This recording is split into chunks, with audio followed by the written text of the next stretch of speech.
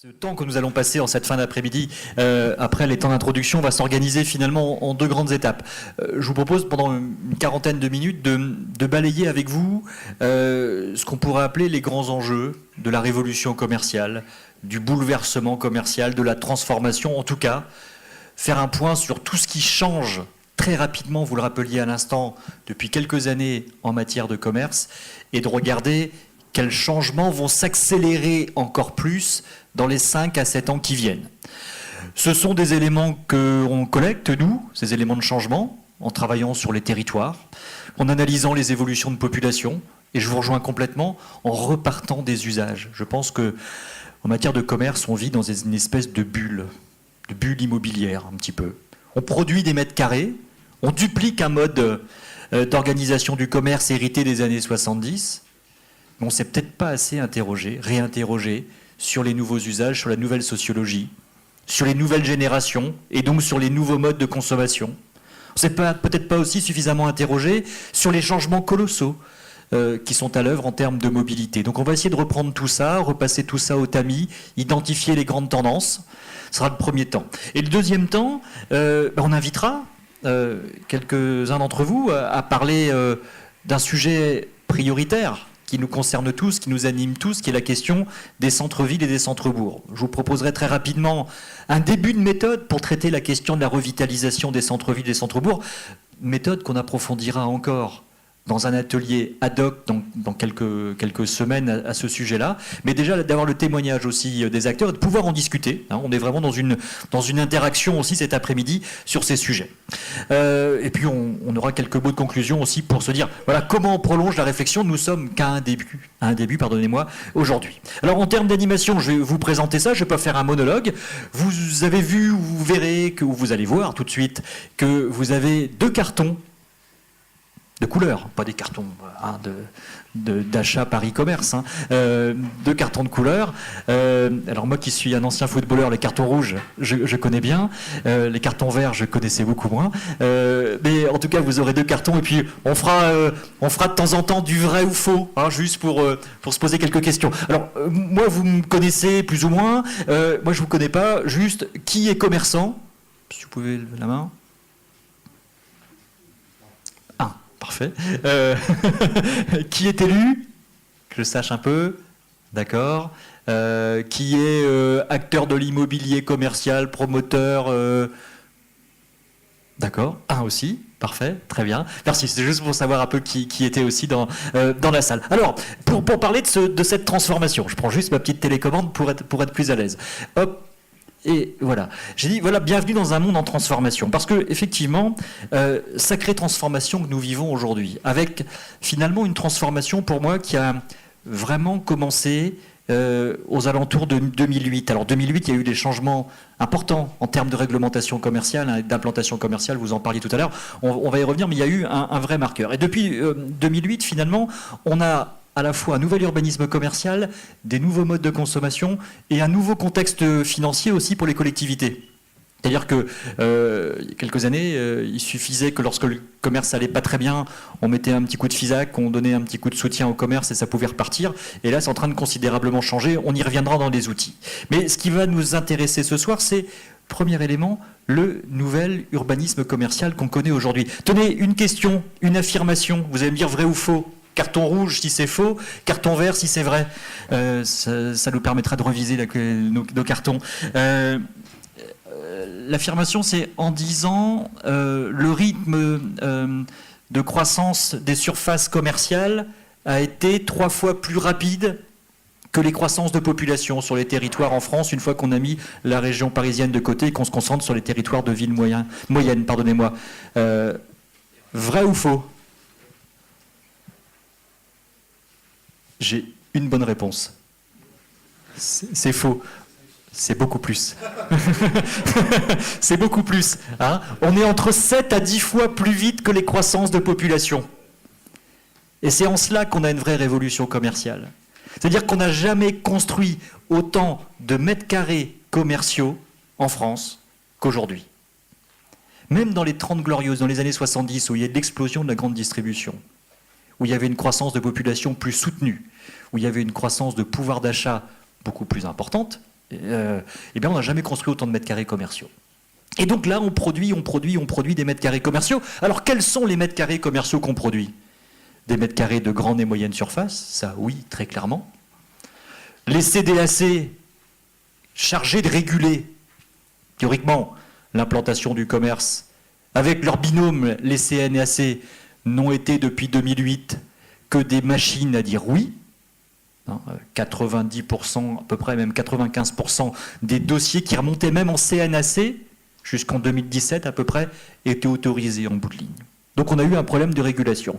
Mais la croissance des mètres carrés commerciaux, elle s'explique aussi par un autre phénomène qu'on note très fortement, c'est l'explosion des constructions de petits commerces sur les ronds-points, sur les axes de flux, sur les axes de transit. C'est-à-dire qu'à l'échelle de nos territoires, dans vos villes, on note une croissance du taux de vacances. On dit que lorsqu'il y a plus de cellules commerciales vacantes, c'est que le commerce ne va pas bien, et c'est que finalement, il y a moins de petits commerces. En fait, non, ce n'est pas le cas. Sur tous les territoires, on a toujours plus de commerces de proximité, c'est-à-dire des commerces de moins de 300 mètres, moins de 400 mètres carrés, mais la production se fait en dehors des centres-villes, et ça contribue aussi à la croissance de l'immobilier et de l'urbanisme commercial que nous avons sur les territoires. 80% des boulangeries créées en France depuis 2008, c'est un chiffre que je tiens du syndicat de la boulangerie avec qui on travaille par ailleurs, 80% des boulangeries créées en France l'ont été depuis 2008 en dehors des centres-villes. La question des pharmacies, qui sont aussi des équipements très polarisants. La même chose, les pharmacies aujourd'hui sont un secteur qui est en vraie fragilité. C'est le secteur dans lequel on a le plus de dépôts de bilan aujourd'hui, la pharmacie. Parce qu'il y a aussi un marché très concurrencé, les pharmacies cherchent à se regrouper.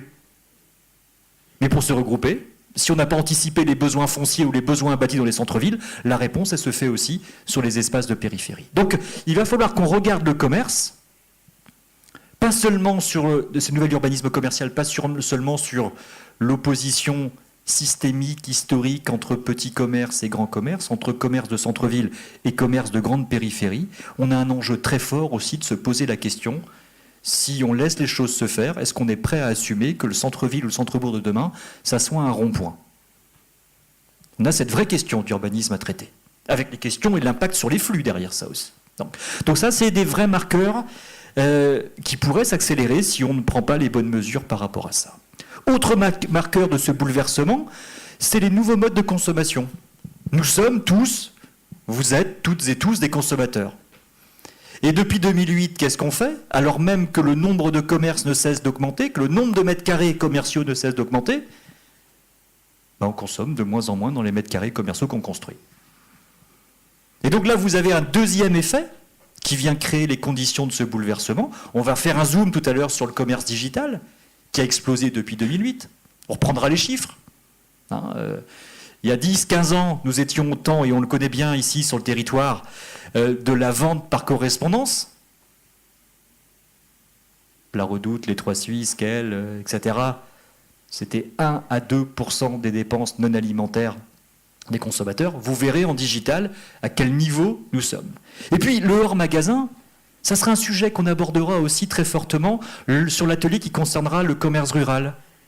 Mais pas seulement, aussi le commerce de centre-ville, parce que nous, ce qu'on constate, c'est que dans l'explosion de la consommation hors magasin, il n'y a pas que le digital. Il y a toute l'explosion de la consommation en vente directe ou en achat direct chez le producteur. C'est en train de bouleverser complètement les filières alimentaires du commerce et de l'artisanat. Et en premier lieu, on va avoir la filière boucherie, qui est extrêmement fragilisée par cette émergence extrêmement forte. Et qu'à un moment, en matière de commerce, comme sur pas mal de sujets, il va falloir qu'on arrête de raisonner en silo, réfléchir le commerce, sans regarder ce qui se passe sur les services, vous en parliez, mais sans regarder ce qui se passe sur l'agriculture. Parce que tout ça, ça répond aux mêmes besoins. Qu'on soit circuit alimentaire de proximité chez l'agriculteur ou commerce alimentaire de centre-ville, on répond au même usage du consommateur. Il ne s'agit pas de rentrer dans une concurrence, mais il s'agit de rentrer dans une coordination. Donc oui, on a un vrai changement de modèle commercial, et pour l'étayer, on va regarder les conséquences ou les phénomènes de ce changement de modèle commercial. Tout simplement, si on ajoute croissance de digital, croissance des mètres carrés commerciaux, croissance de la vente directe chez le producteur, aujourd'hui, très clairement, et c'est la première fois que le modèle commercial est ainsi fait, en France, eh bien, on est dans une offre commerciale qui tend à être supérieur à la demande. Nous, on le mesure sur les territoires, mais on pourrait se dire, tiens, ouais, il le mesure, mais il a un axe, il veut prouver quelque chose. Mais j'ai relevé ce que disait Procos en juillet 2018. Procos, c'est l'association qui regroupe les plus grandes enseignes nationales. Dans une déclaration du juillet 2018, dans les Échos, ils expliquaient que en France, on est dans une logique de surcapacité commerciale aujourd'hui. Et que ce sont les effets, qu'est-ce qui permet de maintenir les fréquentations dans les grands commerces en particulier, ce sont les effets de promotion. On crée du flux par la promotion. C'est l'effet compensatoire. Mais jusqu'à quand on continuera à faire des promotions et jusqu'à quand on pourra continuer à faire des prix plus bas que bas? On peut se poser la question. Donc lorsqu'il y a une offre supérieure à la demande, les défis, c'est quoi? Les défis, c'est de se dire, de se prémunir, on y reviendra tout à l'heure, des risques de friche commerciale majeurs, et pas que dans les centres-villes. Mais lorsqu'on a une offre supérieure à la demande, il n'y a pas que des risques, il y a aussi des obligations, des enjeux, et on y reviendra sur la question d'un atelier sur le commerce de centre-ville, l'enjeu de l'innovation. Lorsqu'une offre est supérieure à la demande, quel que soit le marché économique sur lequel on est, le seul sujet, c'est la question de l'innovation. Le seul sujet, c'est de rentrer en conquête de clientèle. La fidélisation de clientèle dans une offre supérieure à la demande, ça n'existe pas. Donc il va falloir renouveler les outils de promotion, de communication dans les unions commerciales, de faire certainement évoluer aussi le modèle même de l'union commerciale, le modèle même du bénévolat de l'union commerciale, qui peut s'apparenter quelquefois plus à un comité des fêtes qu'à une structure qui fait de la conquête de clientèle.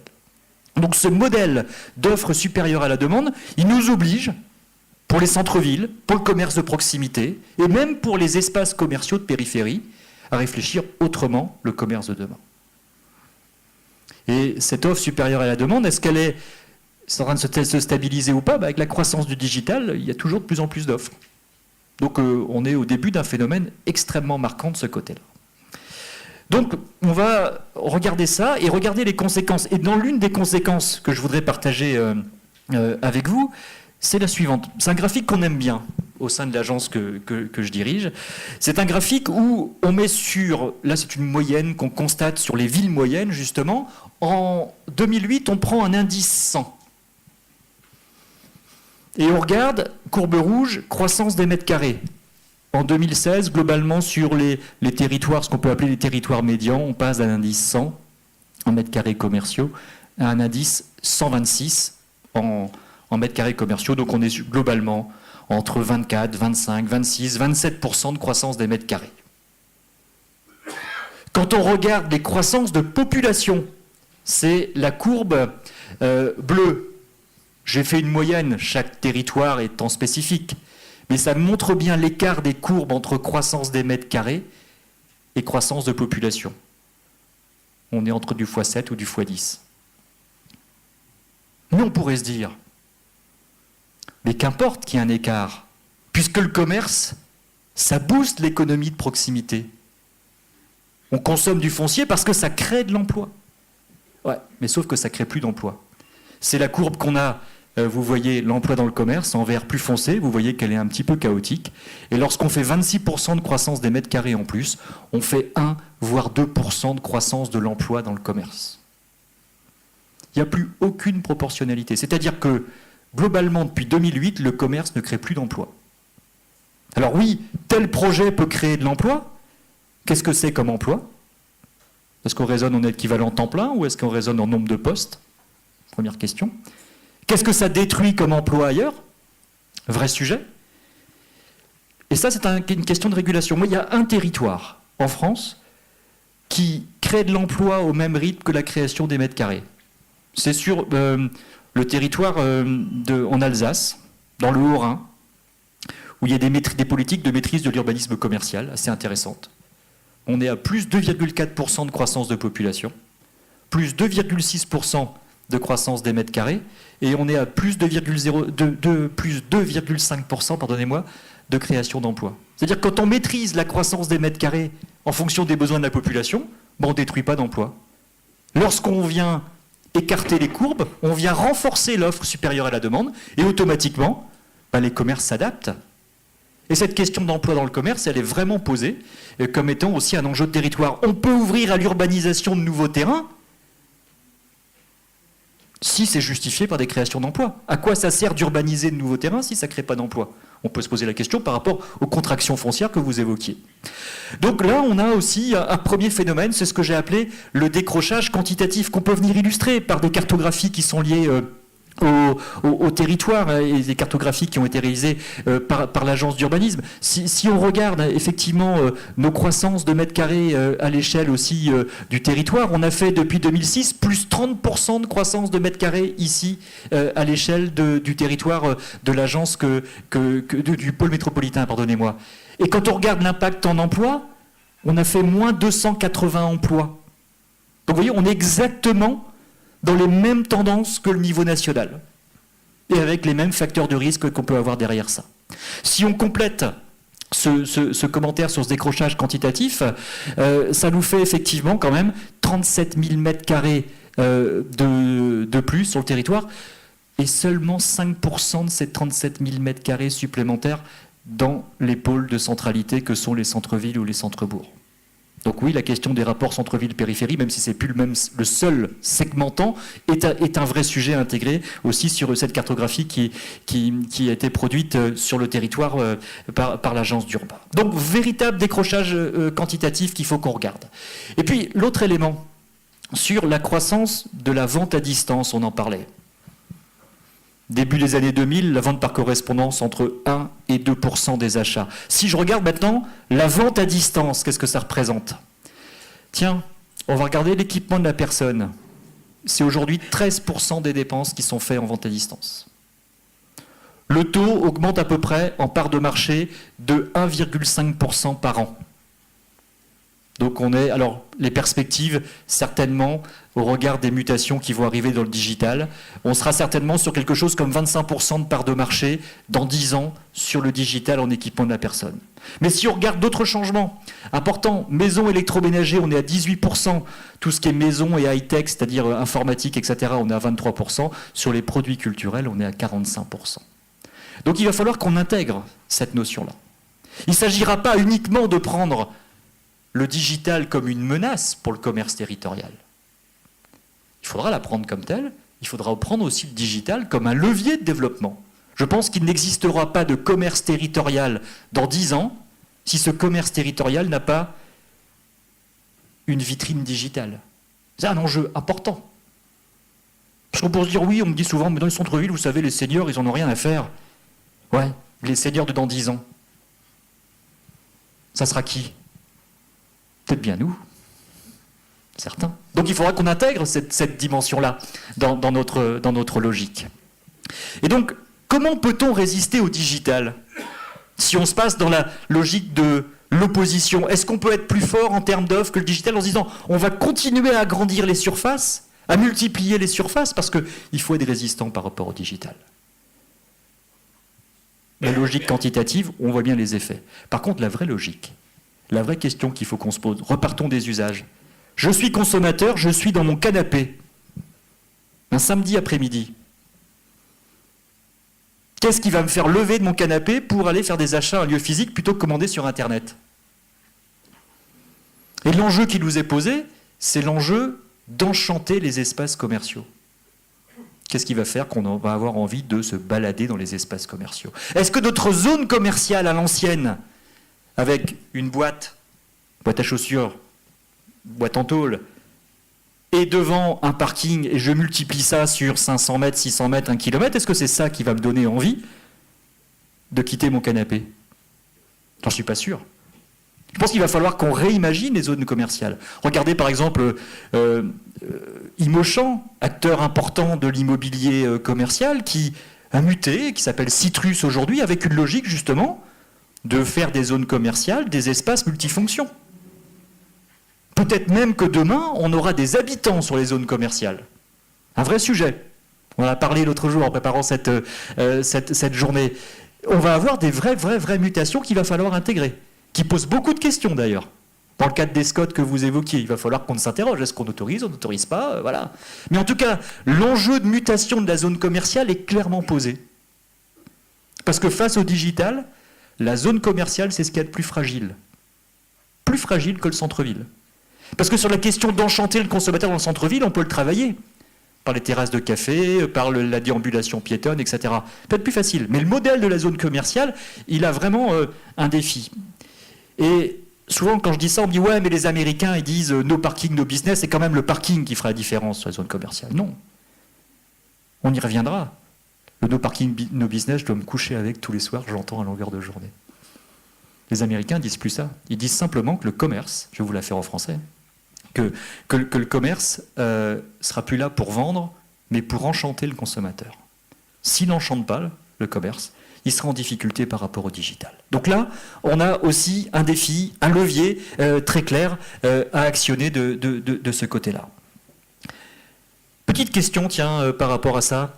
Vrai, faux. La part de marché des hypermarchés, malgré avec la croissance des mètres carrés commerciaux, l'affirmation, c'est la part de marché des hypermarchés baisse depuis 10 ans. Vrai ou faux?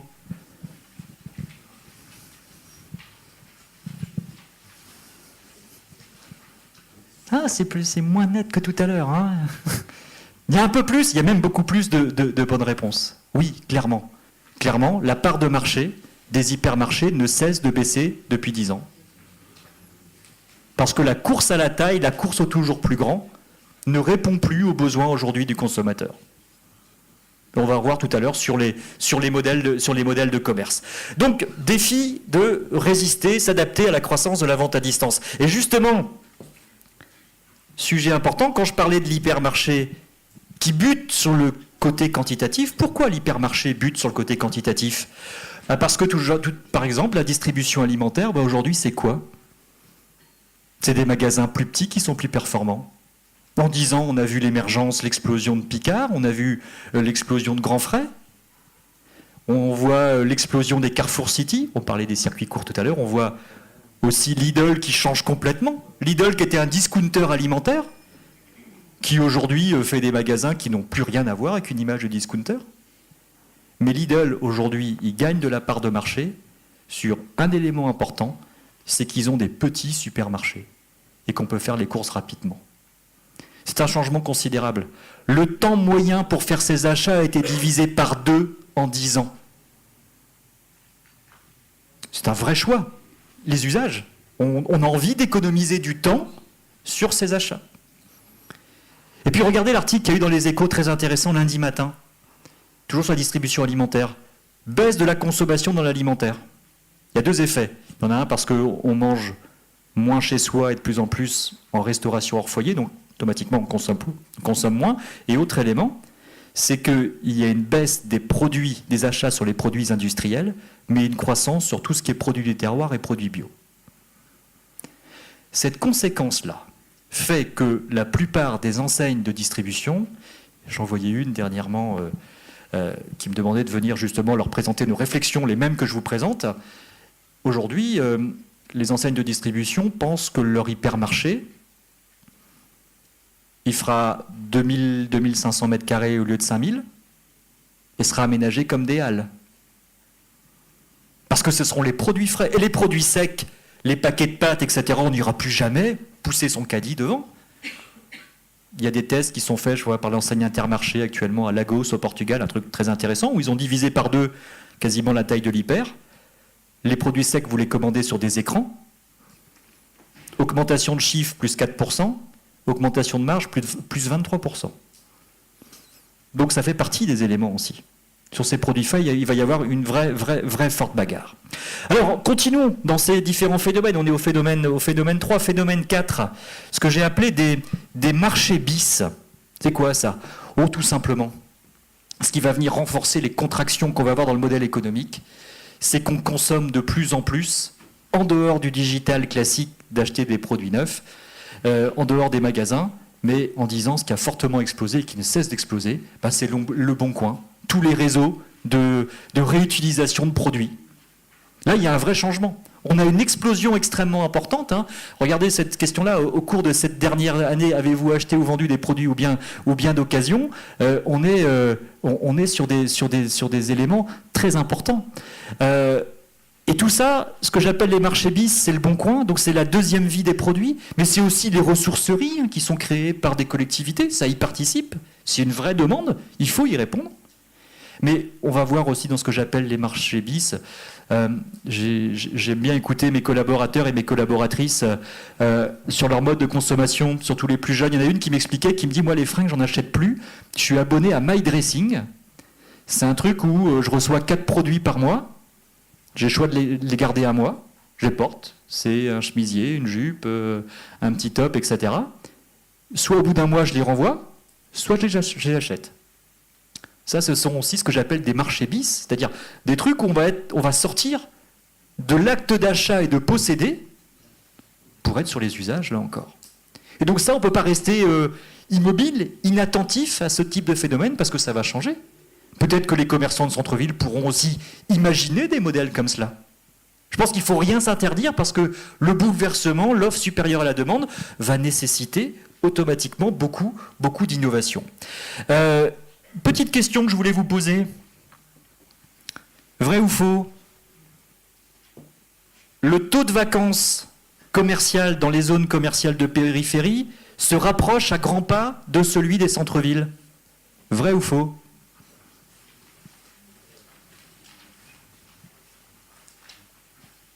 Il y a toujours plus en plus de bonnes réponses. C'est parfait, ça, c'est bien. Exactement, oui, il se rapproche à grands pas. Hein, regardons le chiffre. Taux de vacances moyen des centres-villes sur les villes moyennes en France, 13%, alors avec des pics beaucoup plus élevés. Mais taux de vacances moyen sur les zones commerciales de périphérie, aujourd'hui, nous, sur des territoires sur lesquels on travaille, on est à 8,5% de taux de vacances. Procos le sortait encore dernièrement.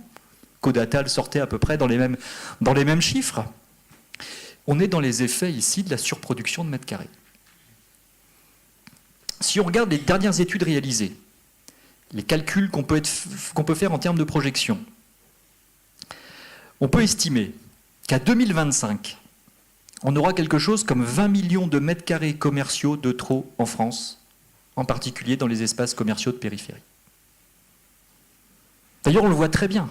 La vacance commerciale qu'on a sur les espaces de périphérie, elle se trouve, dans des zones commerciales déqualifiées, sur des arrières de zones, plus accessibles, effet vitrine, bâtiments vieillissants, bâtiments plus aux normes, etc. Mais la vacance commerciale, elle s'opère aussi dans des opérations neuves commercialisées. On a un taux de vacances dès la commercialisation qui apparaît. Et je pense que l'un des grands défis de demain, ça va être de traiter justement ces friches commerciales qui vont apparaître sur les périphéries. C'est tout l'enjeu dans les documents d'urbanisme à un moment, de privilégier un développement intensif par renouvellement urbain, reconstruire le commerce sur le commerce, plutôt qu'ouvrir à l'urbanisation des nouveaux espaces. Ou alors, on l'a fait sur un SCOT à Lorient, on a mis des principes de conditionnalité. S'il n'y a plus de friches, on a le droit d'ouvrir à l'urbanisation. S'il y a des friches, on n'a pas le droit d'ouvrir à l'urbanisation. Il faut arriver à des choses simples comme ça. Et il faut aussi travailler, il ne s'agit pas d'imposer, de travailler avec les opérateurs de l'immobilier commercial pour trouver des solutions collectives à ce défi. Parce qu'aujourd'hui, on se plaint des 12, 13, 14, 15, 16, 17% de taux de vacances dans les centres-villes. Mais si demain, on a des taux de ce type-là sur des entrées de ville, déjà que nos zones commerciales en France, on ne peut pas dire qu'elles soient d'un esthétisme, d'un romantisme phénoménal. Mais si en plus on rajoute à ça de la vacance prévisionnelle, ça nous pose quelques belles questions de réflexion. Donc, attention aussi, et on reviendra sur une thématique là-dessus, sur la question de quels outils avons-nous à disposition pour travailler par rapport à ça. Des marchés bloqués, oui, des marchés bloqués. Alors ici, j'ai repris, et Monsieur le Président, vous faisiez référence au travail qu'on avait mené donc sur le feu Interscot ici, et on avait mesuré par une étude auprès des comportements auprès des habitants, une étude de comportement d'achat, 1500, je crois, habitants interrogés sur les modes de consommation, juste pour voir un peu quels sont les rapports entre l'offre et la demande, là encore. Ici, vous avez le secteur de l'alimentaire. Ici, vous avez les différents SCOT qui composaient l'Interscot, hein, donc on va se retrouver plutôt par ici. Le chiffre en vert, c'est la part de marché des commerces du territoire en alimentaire. 89,2%. C'est-à-dire qu'on a uniquement, allez, on va arrondir, 10% d'évasion commerciale. Aujourd'hui, on ne cesse de dire on renforce les mètres carrés commerciaux parce qu'il y a des évasions commerciales. Les évasions commerciales, aujourd'hui, elles sont arrivées, en alimentaire en particulier, à des taux d'évasion incompressibles. On a beau rajouter des mètres carrés aux mètres carrés commerciaux existants, en le mesurant, nous, on se rend compte qu'il n'y a quasiment plus d'effet des créations de surface sur les évasions commerciales. Parce que ce qui va marquer les évasions commerciales, c'est effectivement l'existence d'une surface, mais aujourd'hui, tous les territoires sont maillés. Ce n'est pas un no man's land à côté. Il y a de l'offre. Et puis les consommateurs, qu'est-ce qu'ils font? Peut-être qu'ils bossent sur le territoire, ou qu'ils vivent sur le territoire, mais qu'ils vont aller travailler ailleurs. Et que finalement, les 10% d'évasion, ce n'est pas 10% de personnes qui le samedi prennent leur bagnole pour aller consommer ailleurs. Non, c'est essentiellement des gens qui achètent leurs produits sur le trajet domicile-travail ou au pied de leur bureau. C'est juste ça. On se dit, il faut baisser les évasions commerciales parce que ça accélère les déplacements. Non, pas du tout. Ce qui accélère les déplacements aujourd'hui, qui est vraiment l'élément qui déclenche les évasions commerciales, c'est l'accélération des trajets domicile-travail. Quand je dis accélération, c'est pas qu'on va plus vite, hein, plutôt l'inverse d'ailleurs. Je parle bien de l'augmentation du nombre et de la distance. On n'a jamais travaillé aussi loin de son domicile en France qu'aujourd'hui, sur les villes moyennes. Et donc il y a beaucoup plus de déplacements d'un territoire à l'autre, et c'est pour ça aussi que les croissances des mètres carrés ont beaucoup moins d'effet sur ces déplacements-là, parce qu'on a des déplacements qui sont obligés. Donc là aussi, c'est repartir des usages. Mais automatiquement, s'il y a des trajets domicile-travail, on y reviendra. Ce n'est pas le sujet de ce soir. Ça veut dire qu'on rentre de plus en plus tard sur la commune où on réside. Ça veut dire que ça réinterroge la question des horaires d'ouverture des commerces. Ça veut dire peut-être que lorsqu'on est commerçant, ça ne vaut pas le coup d'ouvrir entre 14h et 17h. Je force le trait. Mais à peine. On a des enjeux d'adaptation du commerce aussi aux nouveaux temps sociaux. Et si on prend le non-alimentaire, là on a parlé de l'alimentaire, si on prend le non-alimentaire, tiens, vrai, faux, il y a autant d'évasion commerciale vers les territoires environnants que d'évasion vers Internet. Vrai ou faux? En non-alimentaire, prenons l'équipement de la personne.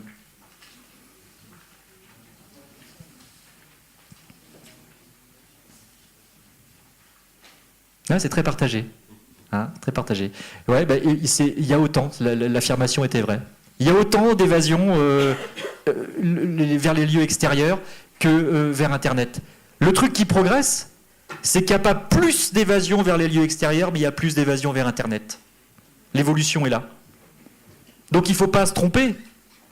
Lorsqu'on dit on se suréquipe pour éviter les évasions vers, on voit que l'impact est encore extrêmement réduit. Et qu'on peut mettre peut-être même le territoire en difficulté sur ces sujets-là. Et donc, par rapport à ça, autre élément qu'on a ressorti de cette étude, c'est la question de la part de marché des centres-villes.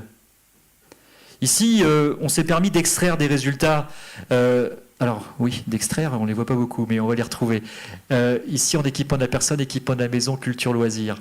Par exemple, Béthune centre-ville en équipement de la personne, c'est aux alentours de 13%. Si on prend Lens centre-ville en équipement de la personne, c'est 11%. Ce sont, sur l'équipement de la personne, des chiffres extrêmement faibles.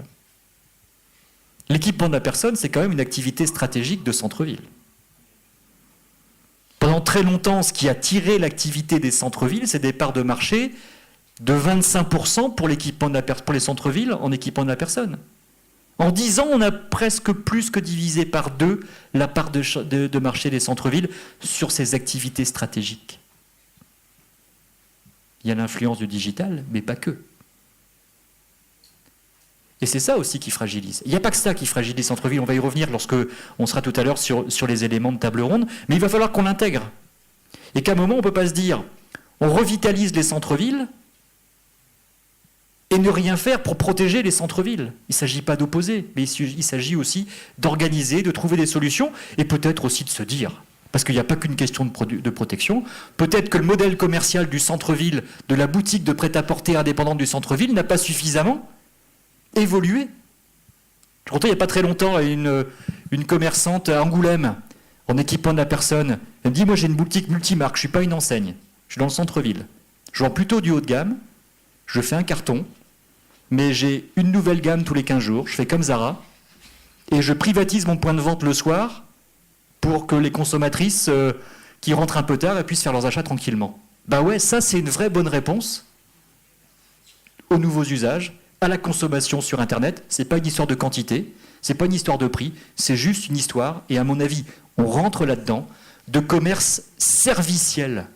L'innovation par le service va remplacer la question de la croissance quantitative des surfaces.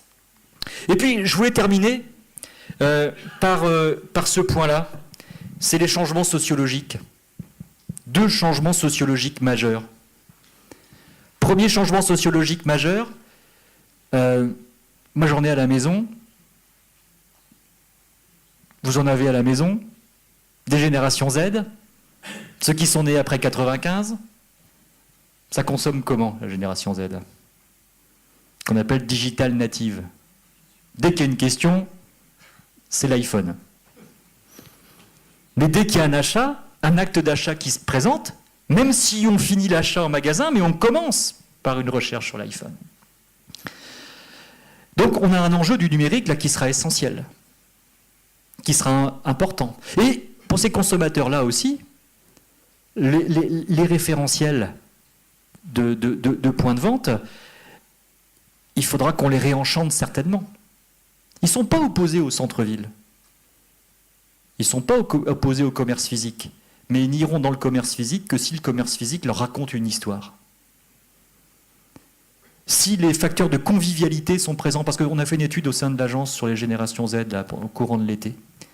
Les générations Z adorent les lieux physiques. À partir du moment où on peut boire un coup, manger un morceau, etc., il faut de la convivialité. Dans un monde digital, il y a le digital froid de l'autre, et il y a la convivialité de l'autre côté. Et c'est ça le pendant qu'il va falloir travailler. Et ça va être des consommateurs aussi qui n'iront plus demain. Quand vous leur posez la question, est-ce que vous vous imaginez, quand vous serez, c'est difficile de se projeter toujours, hein, quand vous serez un peu plus âgé, aller faire des achats dans un supermarché en poussant un caddie? Ce n'est pas une représentation qui correspond tout à fait. C'est en cela aussi que le modèle commercial de périphérie va devoir s'adapter. Et puis l'autre grand changement, c'est la senior économie. On est ici sur des territoires, sur votre région, qui sont des territoires avec une population plutôt plus jeune, et donc une part des plus de 60 ans plutôt inférieure à la moyenne nationale. Mais dans 10 ans, on aura tous 10 ans de plus. En principe. Mais dans 10 ans, sur le territoire, on aura ici quelque chose certainement comme 35% de la population qui aura plus de 60 ans, dont la moitié de plus de 75 ans.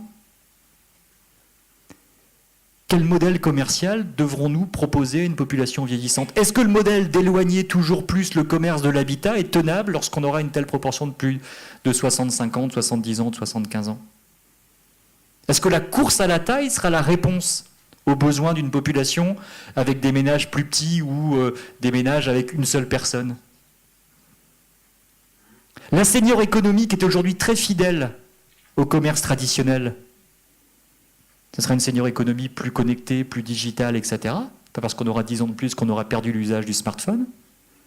Ça va repenser aussi les concepts traditionnels de faire du commerce.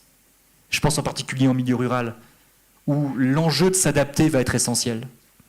Et donc il va falloir qu'à chaque fois qu'on réfléchira dans les groupes de travail, dans les ateliers, dans vos décisions politiques ou techniques que vous aurez à prendre, de mettre toujours ces réflexions en tension avec un point, l'évolution des usages, hein, et en particulier usage des générations Z qui va tout bouleverser à mon avis, et les usages aussi de la senior économie. On a là 2 défis de fond sur lesquels on reviendra, sur lesquels on cherchera des solutions. Donc voilà pour ce premier temps. J'ai réussi à peu près à maintenir le timing par rapport Je sais que vous avez en plus les uns et les autres des conseils communautaires, je crois, dans la foulée, donc on va essayer de bien maîtriser tout ça. On va faire un point maintenant sur, deuxième grande partie, sur la question des centres-villes. Quelle place les centres-villes peuvent trouver sur le territoire? Alors, je ne serai pas dans le monologue, là, je vais faire venir près de moi monsieur le maire de Béthune. Si vous voulez prendre place, je vais 2-3 éléments à vous présenter, mais venez près de moi.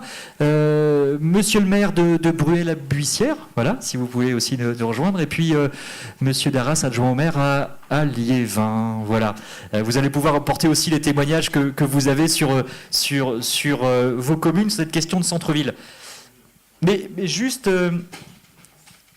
avant de vous laisser avec grand plaisir la parole, je voudrais juste rappeler un truc pour les centres-villes. C'est ça. Ce truc-là, c'est de dire que le centre-ville, c'est pas qu'une question de commerce. Et que le fait qu'il y ait un taux de vacances du commerce qui augmente, la vraie question qu'il faut qu'on se pose, est-ce que c'est simplement un problème de commerce qui se met de moins en moins dans le centre, un problème de rapport petit commerce, grand commerce, ou est-ce que finalement, c'est pas un symptôme d'un truc plus profond? Tiens, juste petite question, vrai-faux. Le taux de vacances du logement dans les centres-villes est le double du taux de vacances du commerce.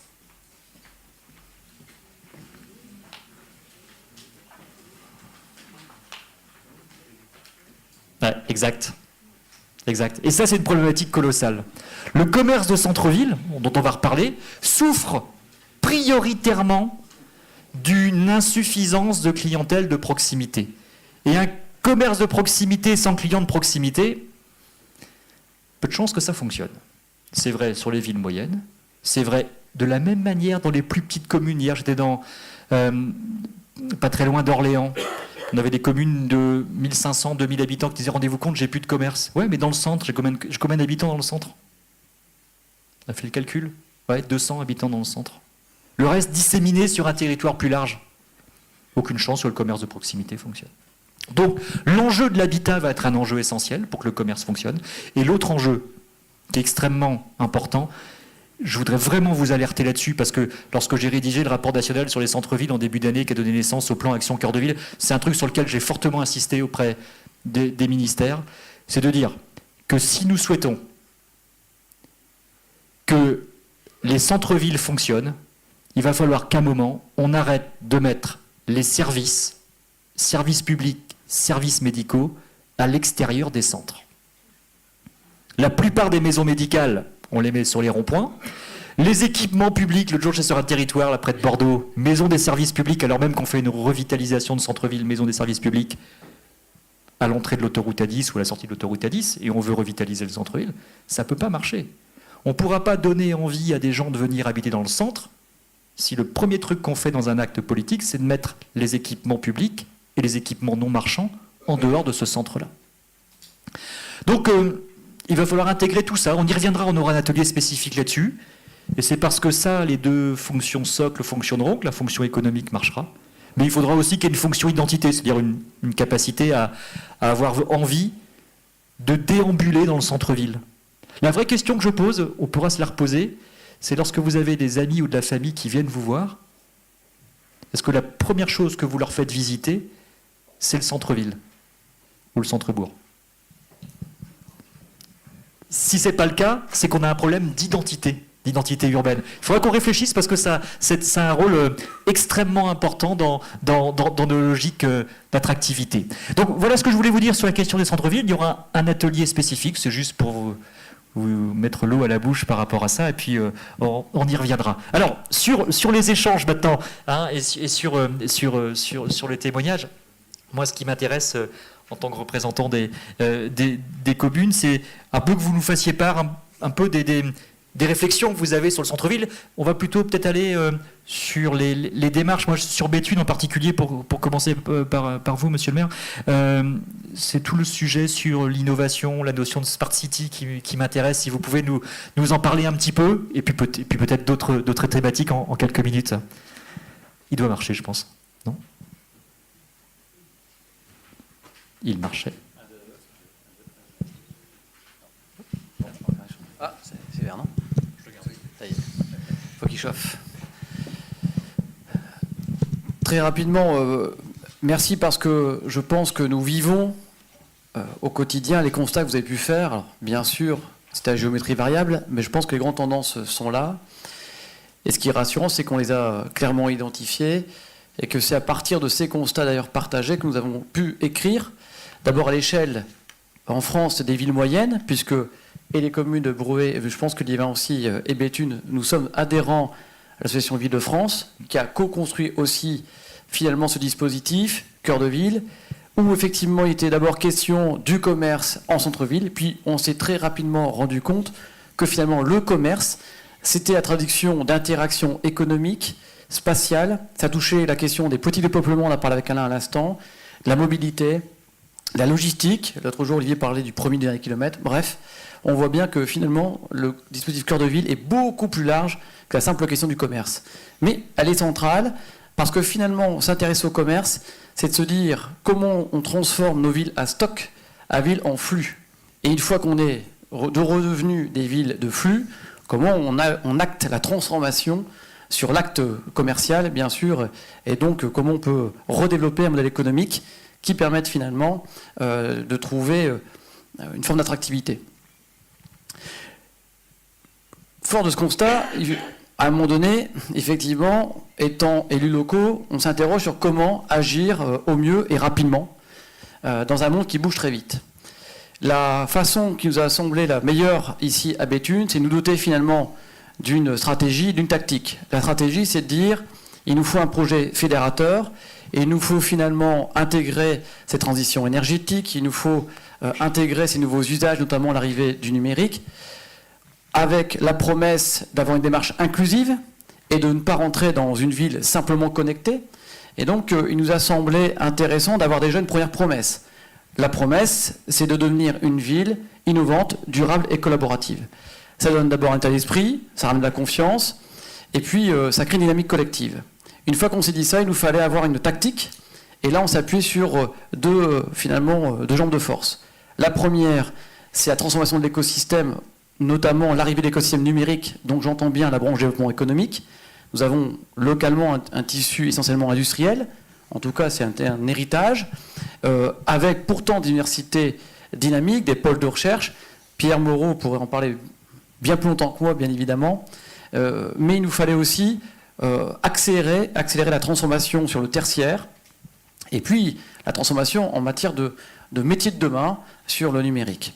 Et puis le deuxième levier, ça a été rappelé par le président tout à l'heure, c'est la qualité de vie. Alors on peut parler de l'IDH 4, on peut parler d'un certain nombre d'indicateurs, il n'en reste pas moins qu'aujourd'hui, tout ce qui finalement a finalement permis de dire que nos villes étaient des villes à handicap, ça va devenir demain pour moi l'Eldorado. Et dans 10 ans, nous serons regardés de près par ces villes-mondes qui aujourd'hui ont du mal à gérer finalement l'afflux de population nouvelle, ont du mal à gérer la question du logement, la question de la sécurité, de la tranquillité publique, des politiques éducatives, de la cohésion sociale, etc. Et donc, fort de cela, nous avons écrit, à partir de cette tactique, une feuille de route qui a été globalement partagée avec 3 acteurs principaux. D'abord, le service public, de la commune jusqu'au service régalien, comment nous pouvions nous articuler pour nous moderniser et puis apporter un service qui soit beaucoup plus adapté aux attendus. Comment faire comprendre à nos jeunes qui peuvent effectivement en 30 secondes commander un livre sur Internet, qu'il faille 1 mois pour prendre un rendez-vous en mairie pour pouvoir avoir l'espoir d'avoir une carte d'identité en moins de 3 semaines. Donc c'est toute la loi de Moore qui s'oppose à nous. Ça veut donc dire que dans le service public, il y a aussi la question des organisations internes. Et la conduite du changement est très lourde dans la matière. À la fois dans notre capacité à emmener les sujets et puis les rendre aux personnes rapidement. Donc il fallait donc un projet fédérateur pour emmener l'adhésion de nos équipes et finalement permettre petit à petit aussi d'intégrer cette transversalité, cette collaboration et ces nouveaux outils dans ce qu'on est capable de produire aujourd'hui en matière d'aménagement urbain. Vous parlez notamment d'ambiancement. Quand j'ai des projets d'ambiancement, si à la fin je ne parle pas de la poubelle connectée, du tri sélectif, du wifi public gratuit, etc., c'est pas quelque chose d'inné aujourd'hui dans nos équipes, quoi. Deuxième, autre catégorie d'acteurs, c'est le monde économique. Et il nous fallait fédérer aussi une démarche collective sur le territoire, avec l'agglomération, avec Pierre, avec d'autres acteurs. Nous avons créé enfin un comité Grand Béthune, qui aura vocation à travailler l'attractivité, notamment avec un projet phare qui est de nous accrocher à l'île des années 2020. Ça va nous permettre aussi de tirer un peu la lumière jusqu'à nous. Et puis, dernier type d'acteur, c'est tout le tissu associatif, les initiatives professionnelles, individuelles, qui, mises bout à bout, nous font rentrer dans une nouvelle forme de vie. Et donc, vous avez parlé tout à l'heure de révolution sociétale. On est en plein dedans. Voilà, je m'arrêterai là pour vous dire que nous avons bien sûr balisé le terrain. On a sorti pas mal de ce qu'on appelle de POC, de Proof of Concept. C'est-à-dire qu'on a essayé, à travers notre master plan, d'amener des choses et des sujets très concrets pour à la fois renforcer la visibilité du projet. Et dernière preuve finalement, ou dernier élément de cette conduite du changement, c'est ce lieu où finalement n'importe qui pourra rentrer pour rencontrer d'autres personnes et puis pour découvrir ce qu'est le projet, ce qu'il peut apporter au projet et recevoir du projet. Voilà donc pourquoi aussi cette question des commerces est aussi prégnante pour nous et sur laquelle on sera très moteur. Ça peut devenir aussi un incubateur de nouveaux commerces ici à travers les mises en connexion qui peuvent exister aussi, j'imagine. Euratechnologie et son incubateur vont arriver ici l'année prochaine. Très bien. On a eu l'accord. Donc effectivement, ça aura vocation à l'être, mais je le redis, il faut qu'on maille. Il y a aussi des politiques de tiers-lieux à développer. Vous parlez de nouveaux lieux, de ressources. Parce que l'un des enjeux aussi pour nous, c'est de capter peut-être des classes moyennes, des jeunes, mais aussi d'éviter que ceux qui ont du temps sur notre territoire s'en aillent déjà. Et donc il nous faut des lieux pour déjà jouer cette carte-là, pour qu'on puisse tirer des filières d'excellence sur le territoire, et puis en parallèle avoir effectivement des lieux sources, des lieux ressources et des lieux de créativité. Très bien, merci pour ce témoignage, je trouve très, très intéressant. Sur Bruay, par quel bout prenez-vous la problématique? Là, on voit effectivement un angle de smart city, de ville connectée, mais pas seulement, c'est-à-dire réinventer les usages. Je crois qu'il y a un sujet important pour vous, pour l'habitat, je crois. Oui. Alors, je rejoins tout à fait les propos d'Olivier sur l'aspect numérique, effectivement, sauf que à Bruay-la-Bussière, on a une petite spécificité. Vous disiez tout à l'heure, la première chose qu'on est censé faire visiter je vous ai vu noter aux personnes, à nos invités, pour faire découvrir sa ville, c'est le centre-ville de la ville en question. À Bruay-la-Bussière, c'est un petit peu compliqué puisque de centre-ville, il n'y a point réellement, puisque comme de nombreuses villes minières, on s'est construit autour des puits de mine. Je rappelle, en 1750, 700 habitants. Aujourd'hui, à un moment donné, plus de 30 000, aujourd'hui 23 000 habitants. Des vies qui étaient vraiment tournées sur le quartier minier. D'ailleurs, on descendait à Bruay, alors qu'on venait d'un quartier de Bruay à l'époque. Donc il n'y a pas cet aspect historique du centre-ville. Et je dirais même qu'au niveau de l'urbanisme, on est plus proche de l'école californienne Los Angeles que de l'école de Chicago, avec un étalement urbain et pavillonnaire.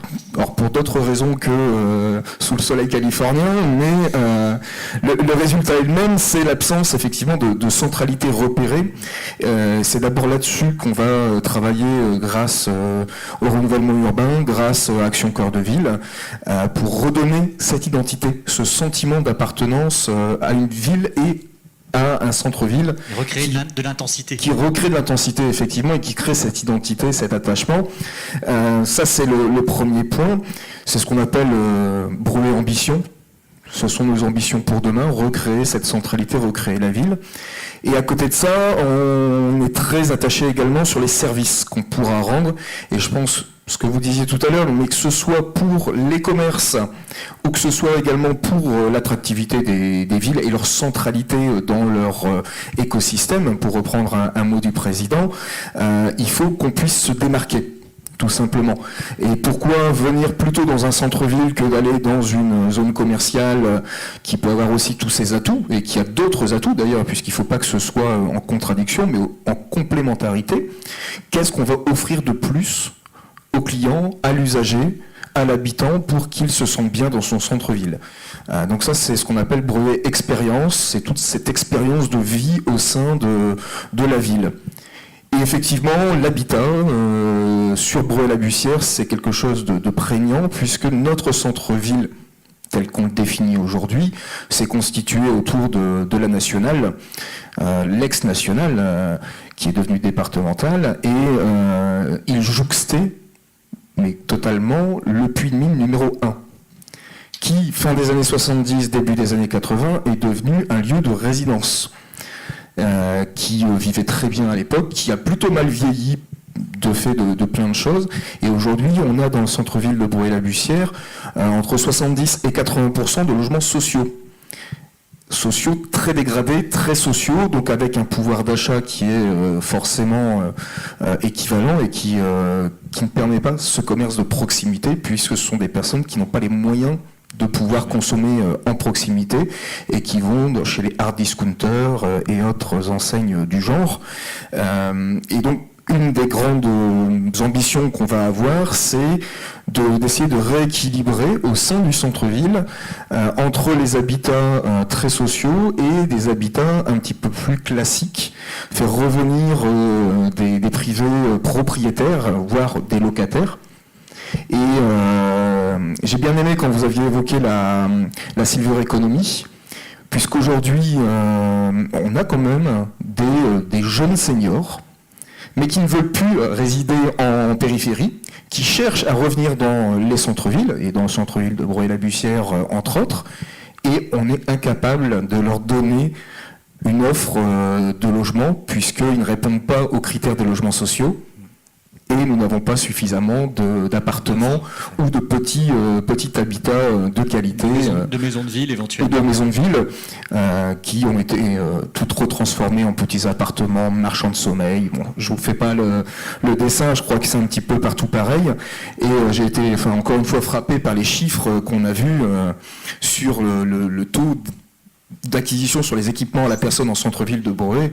Enfin, quand on disait qu'à Béthune c'était 13%, nous on était à 1,7%. Ça fait un peu mal quand même de voir ça, mais il y a eu aussi, et j'en arrêterai là, il y a eu aussi la fin de la mine qui a été très perturbante pour tout le monde, pour les ouvriers qui ont perdu leur emploi, mais aussi pour les commerçants qui avaient une habitude de consommateurs qui a complètement évolué et qui n'ont pas forcément pris en compte notamment justement tous les mineurs qui avaient un salaire qui tombait, un salaire qu'on ne va pas dire extraordinaire, mais il y avait quand même un pouvoir d'achat.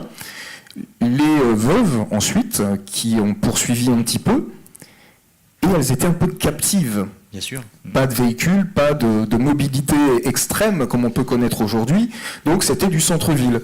Aujourd'hui, les petits-enfants, soit ils sont au chômage malheureusement et donc ils n'ont plus les moyens, soit ils prennent la voiture et ils s'en vont ailleurs, dans les zones commerciales de proximité, voire complètement ailleurs, ou sur Internet. Et l'offre commerciale, elle n'a pas évolué. On a toujours la même offre commerciale et ce que vous disiez, d'aller conquérir la clientèle, c'est quelque chose qu'on ne retrouve pas forcément chez tous les commerçants aujourd'hui. Et c'est quelque chose qu'il va falloir aussi travailler dans ce Bruay expérience et dans cette nouvelle façon de vivre la ville. Voilà, et encore de s'adapter là aussi aux nouveaux usages, repenser l'offre de commerce. Je travaillais hier justement dans la région d'Orléans pour illustrer ça. On a réussi à faire passer un restaurant qui faisait du service à table à un restaurant qui vend des bocaux cuisiniers, et il a moins d'emplois, fait plus de rentabilité, et il offre un service à la clientèle qui trouve des plats traiteurs en rentrant chez elle à des tarifs très compétitifs. En fait, c'est ce sujet d'innovation et de changement sur lesquels je pense que les commerçants, et je vous rejoins, ont un vrai besoin d'accompagnement aussi. Mais ça a été aussi, et j'arrêterai après pour passer la parole à Jérôme, mais ça a été aussi un matraquage qu'on a eu dans les mines. Surtout ne pas réfléchir, faire ce qu'on te dit de faire, voilà. Et ne te projette pas plus loin, de toute façon tu travailleras à la mine. Ouais. C'est un changement sociologique. C'est un gros changement à conduire. D'accord. Tu ne peux pas devenir patron, surtout. Oui, ah oui, surtout, oui, effectivement. Merci pour ce témoignage très, très intéressant sur la problématique de l'habitat. On y reviendra sur un atelier aussi. Monsieur Darras, à Liévin, par quel bout on prend le sujet? Bonsoir à toutes et à tous. Je voudrais excuser Laurent Duporge, le maire de Liévin, qui m'a chargé de vous transmettre ses regrets de ne pouvoir partager ce moment avec lui. Mais bon, c'est un dossier que je suis, cœur de ville. Donc je pense pouvoir quand même en dire quelques mots. D'abord, merci à l'agence d'urbanisme, monsieur le président, madame la directrice, d'avoir pris cette belle initiative de nous réunir autour du commerce. Alors, ce qu'a dit Olivier de Bruay vaut aussi pour Liévin, et je pense pour toutes les villes minières, ou la plupart d'entre elles. Ce ne sont pas des villes qui se sont construites autour de leur église, de leur cimetière. Ce sont des villes qui se sont construites à partir de leur périphérie. Leurs cités, qui étaient des cités totalement autonomes. L'école, le lieu de culte, la coopérative, des mines. Et d'ailleurs, on disait à Liévin, quand on venait dans le centre-ville, on ne disait pas « je vais dans le centre-ville », et quand j'emploie le passé, d'ailleurs, je suis un peu optimiste, on dit encore parfois « on va à Liévin ». Quand, venant d'un quartier, on se rend dans le centre-ville. Et donc, nous n'avons jamais eu, au cours de toute notre histoire, un centre-ville de plein exercice. Et il s'est transformé sur la base de ce passé minier, et notamment deux éléments. D'abord, nous avions de vastes espaces disponibles au cœur de la ville, puisque nous avions des carreaux de fosse dans le cœur de la ville. Quand ils ont été libérés, il s'est implanté, en particulier, c'était, si j'ai bonne mémoire, en 1974, un hypermarché, qui était à l'époque un rond-point coop. C'était les coopératives de consommation, bon, qui ont disparu depuis, qui a changé d'ailleurs d'enseigne. Oui, ça a disparu chez nous, mais les coopératives de consommateurs existent encore, fort heureusement. Voilà. Et donc nous avions un hypermarché en centre-ville.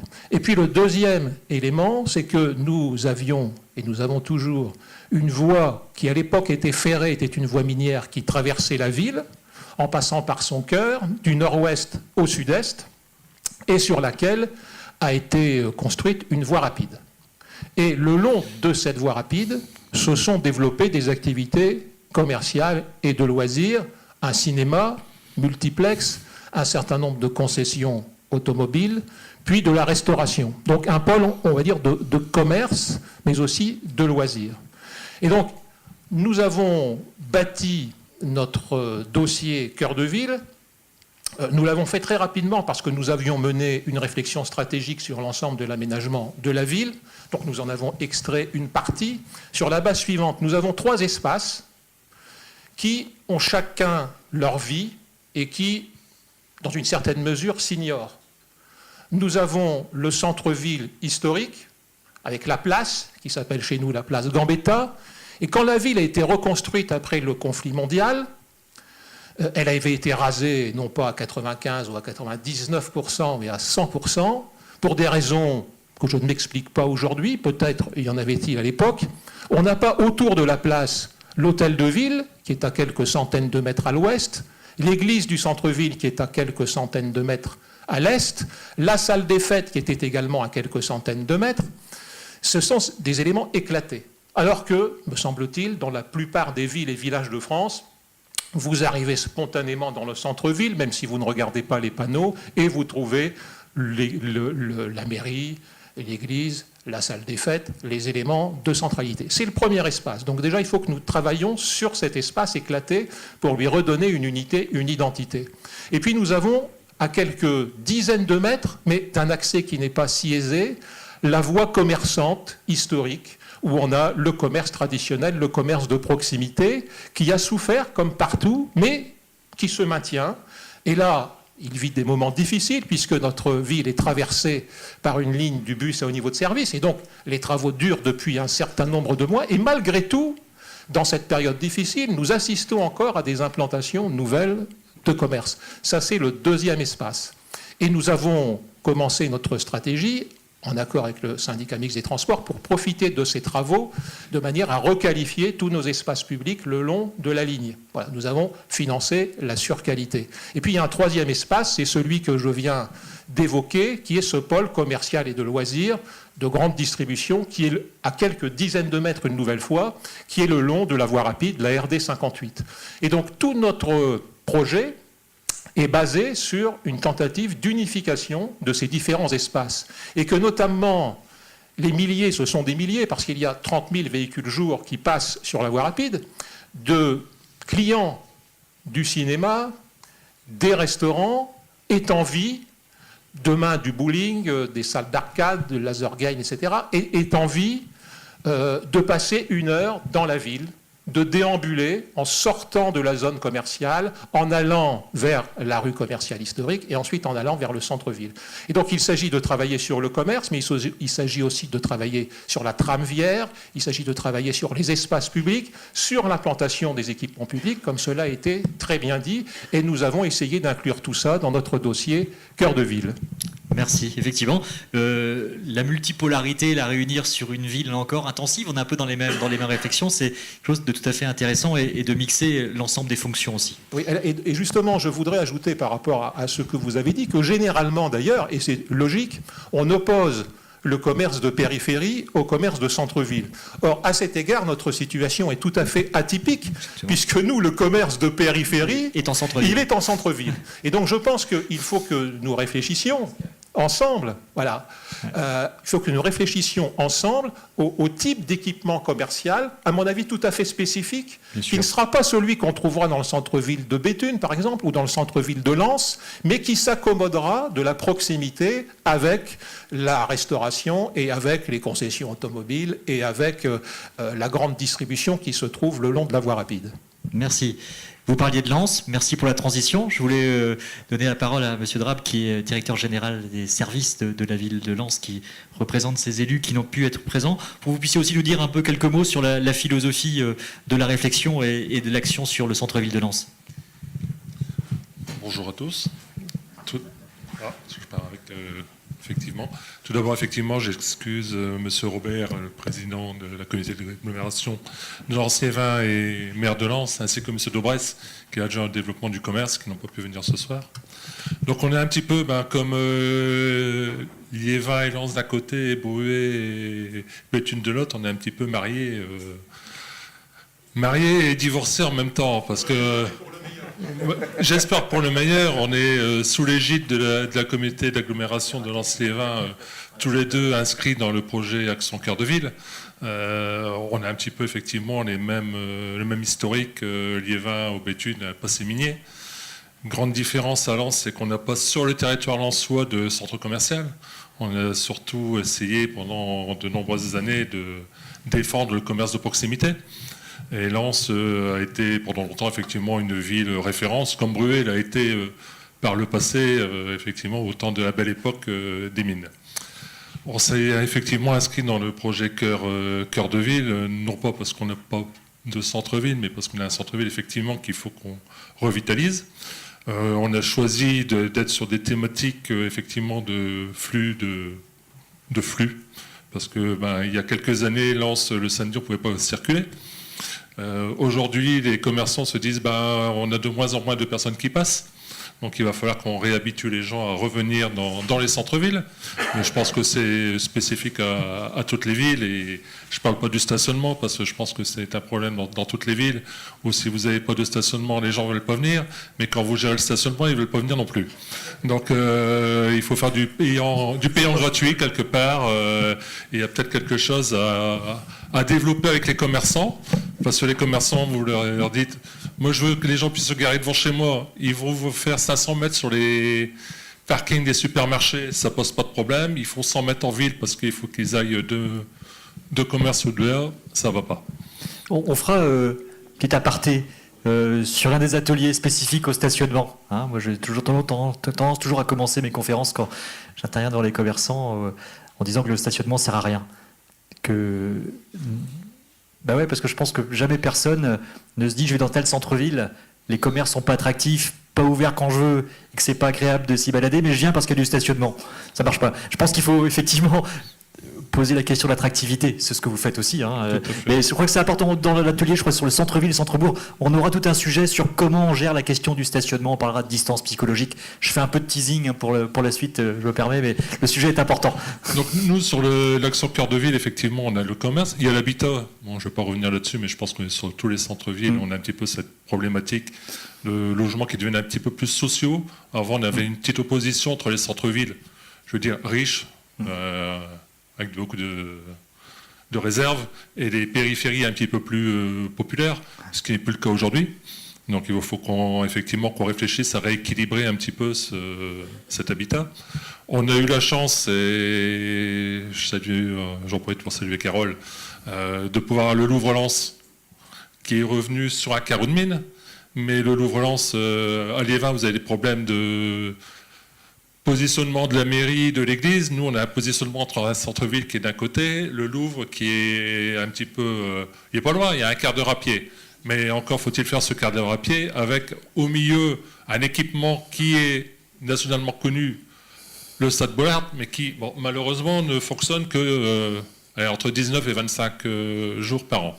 Donc, le défi aujourd'hui, c'est de reconnecter le centre-ville historique avec les possibilités de développement culturel, en passant par le développement sportif, et donc avoir un ensemble qui soit maillé et où les gens aiment pouvoir venir se promener, se cultiver, acheter et se divertir. Donc ça va être tout le défi de notre dossier Action Cœur de Ville. Et puis on en profite là, je pense qu'il y a d'autres communes aussi qui vont peut-être s'y mettre. L'établissement de la Villette développe un partenariat sur les microfolies, croisé avec les villes qui sont retenues Cœur de Ville. Et donc la ville d'Anse va s'inscrire dans cette démarche, ce qui va nous permettre également, peut-être pas être sur une smart city, mais développer également tout ce qui va être cette dimension. Et on commence là d'ailleurs, parce qu'on est en train de revoir tout notre mobilier urbain, et dans le mobilier urbain, on met des totems avec de la Wi-Fi gratuite, donc qui va nous permettre également de commencer à raccrocher au wagon les commerçants, parce que c'est un petit peu une critique que je vais vous faire. On a parlé de beaucoup de personnes, sauf des commerçants. Mais les commerçants, si on ne les met pas autour de table et si on ne les oblige pas un petit peu à réfléchir à leur devenir, on n'y arrivera pas.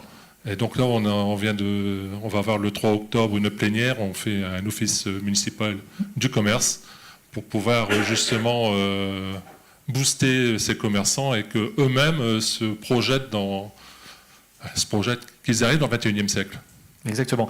Mais vous avez raison, le 16 octobre, premier atelier, ça sera sur le commerce de demain en centre-ville et on abordera ces sujets là aussi, de quelle dynamique collective nouvelle pour le 16 ou le 17, j'ai un doute. 17, pardonnez-moi, le 17, correction, le 17. Merci en tout cas, merci de votre témoignage. Et puis pour terminer ces témoignages, je voulais me tourner vers le maire de Saint-Paul-en-Ternois pour avoir aussi un retour, voilà, c'est de là monsieur, un retour, parce que là on a parlé de nos villes-pôles engagées dans le programme d'Action Cœur de Ville. Je voulais aussi avoir, vous, votre regard du commerce avec une consonante peut-être plus rural, même si Saint-Paul c'est 5000 habitants, me disiez-vous tout à l'heure. Vous ayez aussi quelques éléments de réflexion sur ce point-là, avant de conclure. Oui, merci. Je veux dire, la différence entre ce que vous venez de dire, les élus présents, là, c'est que la centralité existe. A existé, j'allais dire, même par son passé, puisque le milieu rural, c'est un ensemble d'exploitations agricoles, et bien le dimanche, ou peu dans la semaine, mais le dimanche, on allait bien sûr au centre-bourg, et donc ce territoire qui existe avec ses crises, existe avec ses différents bourgs-centres, et autour de ces bourgs-centres, donc des bourgs-centres de 2000 à 5000 habitants, eh bien, il y a tout un certain nombre de villages. Ce qui s'est passé, c'est qu'on a eu, nous aussi, une crise socio-économique, c'est pas la fermeture des puits, ce sont les exploitations agricoles qui ont progressivement disparu avec une agriculture qui devient maintenant capitalistique, hein, vous la connaissez, et donc une baisse très importante, progressive mais lente de la population agricole et donc de la population rurale. Alors, qu'est-ce qui s'est passé? C'est que, eh bien, effectivement, d'abord, on s'est tous un peu endormis, on a dit mais ça va aller, sauf que, et puis tout d'un coup, nos responsables économiques, sociaux, peut-être politiques, ont regardé un peu ébloui vers la porte nord de Bruay, vers les zones commerciales d'Arras, et puis on s'est dit mais qu'est-ce qui se passe? Il y a un exode, comment dire, une évasion commerciale, il faut lutter contre ça. Alors parallèlement, bien sûr, à côté de ce commerce traditionnel, on a vu comme ça des grandes surfaces qui ont commencé à s'intéresser. On a un Carrefour Market en centre-ville, mais on s'est dit, des responsables économiques et politiques se sont dit mais non, ça suffit pas, il faut aussi plus que ça. il y a toujours, malgré parfois certains échos de la Chambre de commerce qui disent attention, et là on revient vers ce que vous disiez, c'est cet accroissement des surfaces commerciales, et non, mais on a continué, on dit, nous aussi, il faut qu'on ait nos surfaces périphériques, peut-être pas aussi grandes que la Porte-Nord ou bien l'Arras, mais il faut quand même qu'on ait nous aussi nos grandes surfaces, entre guillemets, et donc on a, je crois qu'à Saint-Paul, on a pratiquement toutes les... Je ne sais pas s'il en manque peut-être, mais pratiquement on a toutes les grandes marques commerciales, eh bien, qui effectivement, le gâteau, c'est pas accru, hein, au contraire, on a. Qu'est-ce qu'on constate alors pour aller très rapidement? Donc, on a effectivement une difficulté majeure. Pour aller plus loin, c'est que d'autre côté, du coup, notre centre-ville, on a un appauvrissement, j'allais dire, de la population. Et on a aussi, on n'est pas tellement aidé non plus par les acteurs publics, puisque sous prétexte, on vient chaque fois me voir, monsieur le maire, le service pour plus de proximité, bien on s'en va, pour plus de proximité, parce que maintenant il suffit de déclarer ses impôts, il suffit d'aller vers une aide sociale. On a un écran, donc monsieur le maire, pour plus de proximité, on s'en va à Arras, on s'en va. Bon bref. Donc cela, allié justement à ces surfaces commerciales qui se sont installées un peu autour, eh bien font souffrir bien sûr le commerce classique du centre-ville. Et donc on est en plein discussion, enfin pas discussion, mais réflexion justement sur ces évolutions, avec peut-être du retard par rapport à vous en centre urbain, donc différemment, la problématique est différente, mais je pense qu'on est quand même quelques élus à être sur ces quatre fonctions, vous l'avez très bien dit, de la centralité, c'est, eh bien il faut que notre ville, eh bien on ait envie d'y aller, c'est la réflexion, envie d'y aller, pour problème de stationnement. Donc là l'inverse, il faut faciliter le stationnement, tout en ayant qu'on puisse respirer quand même, mais c'est vrai que chez nous, à la limite, le consommateur voudrait carrément aller avec sa voiture dans la boutique, quoi. C'est l'idéal. C'est ce que réclame presque le commerçant, en disant, mais monsieur le maire, dès que vous mettez quelque chose, une zone bleue, là, il faut absolument qu'on puisse... On parlera de ce sujet-là, justement, de l'inversion. Moi, je pense que dans les années à venir, je pense aussi dans les années à venir, il faudra peut-être que le commerçant aille davantage vers le consommateur. C'est un sujet sur lequel qu'on n'a pas évoqué, je pense qu'en milieu rural en particulier, mais en milieu urbain aussi, la question de la livraison à domicile, qui sera un sujet, à mon avis, d'avenir. On est toujours dans le commerce serviciel. C'est un défi colossal. On pourra en reparler justement de cette question. Et dernier point, un mot encore, service habitat. Nous, on est en plein dedans, centre-ville, enfin, les centres-bourgs. On souffre beaucoup. Il y a eu, ceux qui avaient un emploi, sont allés au village d'à côté. C'est vrai que c'est plus agréable. On met une haie, on est tranquille, on n'a pas de voisins. Et donc, on a donc du logement vide, logement qui se dégrade forcément. Et là, on n'est pas non plus, on n'a pas tellement. On va parler des OP. On a fait quelques OPA, mais c'est vrai que c'est aussi une autre difficulté. C'est bien sûr des vitrines vides, vacantes, mais c'est aussi du logement, notamment au premier étage du commerce. Eh bien, il n'y a personne. Et donc, on a aussi... On arrive à avoir pratiquement parfois même de l'insalubrité, parce que qui vient là, celui qui effectivement pense venir au centre-bourg pour trouver peut-être du travail. Bref, on retrouve un peu chez nous, avec bien sûr une autre évolution historique, et puis parfois on a été peut-être un peu ébloui par la ville. Merci beaucoup pour ce témoignage. On peut les applaudir, nos 4 témoins, ou 5 témoins avec monsieur, pardonnez-moi, sur ce sujet-là.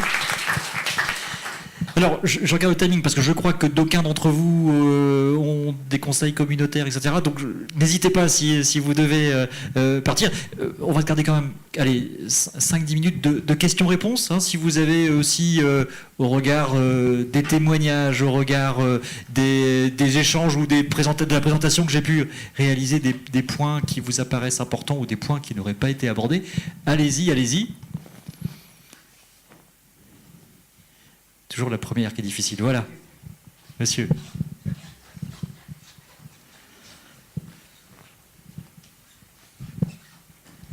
Oui, vous avez parlé qu'il y a trop de zones commerciales, que ça se développe beaucoup et qu'il n'y a pas les besoins.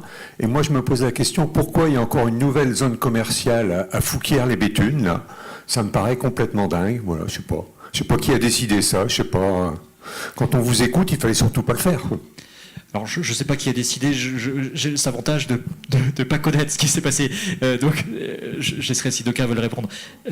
Néanmoins, on voit quand même, parce que la question qu'on peut se poser, c'est pas que qui a autorisé, c'est aussi pourquoi il y a des investisseurs aussi sur ces sujets-là. C'est là aussi la vraie question qui est derrière. Je crois que les sujets aussi, c'est ça, c'est que il y a deux solutions. On voit bien que le commerce a besoin de se transformer. Donc soit ils se transforment sur les zones existantes, mais ça coûte un peu plus cher, soit ils se transforment sur des nouvelles zones. Donc c'est un choix de stratégie par rapport à ça. On peut avoir développement de nouvelles zones, mais il faut aussi quelquefois assumer le fait qu'il y en a d'autres qui ne soient plus commerciales ou commerçantes des zones. Premier sujet. Deuxième sujet, on a aussi une arrivée régulière de nouvelles enseignes beaucoup plus spécialisées. Donc si cette nouvelle zone accueille des enseignes qu'on n'a pas, pourquoi pas? Si par contre c'est de la duplication d'enseignes existantes, c'est plus embêtant. Et puis la question, c'est que si on sait qu'il y a de nouvelles enseignes régulièrement, c'est est-ce qu'on les met sur les anciennes zones pour qu'elles se revitalisent ou est-ce qu'on les met sur des nouvelles zones? Donc après, c'est des choix d'arbitrage par rapport à ça. Et on sait que néanmoins, c'est pas parce qu'il y a beaucoup d'offres commerciales que le commerce ne va pas se renouveler. La vraie question qu'il faudra qu'on se pose dans les années qui viennent, c'est où est-ce qu'on fixe, où on oriente ce renouvellement du commerce, soit sur les zones existantes, soit sur des nouvelles. Je crois que c'est aussi des arbitrages qu'il faudra faire, je pense. Voilà, des questions.